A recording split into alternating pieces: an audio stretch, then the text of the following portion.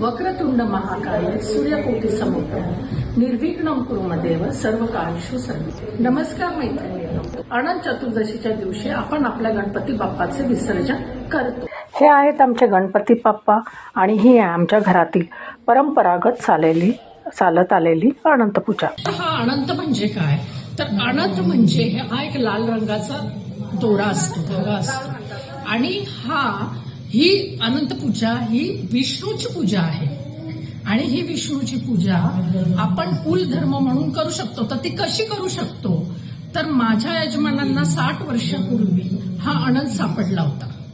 कुणीतरी तो बांधला असेल हाताला आणि नंतर तो त्याच्या हातनं खाली पडला किंवा हरवला। तो हरवल्यानंतर दुसऱ्यांना सापडल्यानंतर ती पूजा आपल्याला ज्याला तो धागा मिळतो त्याला ती पूजा पूर्ववत सुरू करावी लागते। असा हा अनंत पूजा असते।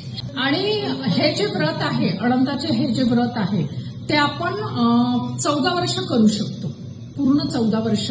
काही लोक पूर्ण 14 वर्ष करतात किंवा काही अनंत म्हणजे नेहमी चालूच ठेवतात, अविरत चालू ठेवतात आणि 14 वर्षानंतर त्याचं पूर्ण झाल्यानंतर आपण उद्यापन पण ते करू शकतो, असं असतं। आणि शिवाय ह्यामध्ये एक महत्वाचं म्हणजे आपण जे नैवेद्य बनवतो अनंताला, ते नैवेद्य पूर्ण 14 प्रकारचे असतात। जसं काही 14 फुलं, 14 फळं, 14 प्रकारचा नैवेद्य, 14 बनवले तर ते 14 लाडू, अनारसे असले तर 14, करंजी 14, असा 5 पक्वान्नांचा हा नैवेद्य आपल्याला अनंताला दाखवा।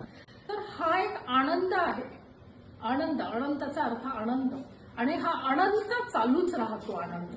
म्हणून अनंताची पूजा केल्याने आपल्याला काहीही कमी पडत नाही, अशी ही अनंताची पूजा।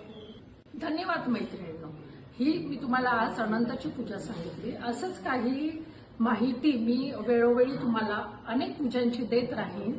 तर तुम्हाला जर माझा हा व्हिडिओ आवडला असेल तर लाईक आणि सबस्क्राईब करा। थँक्यू।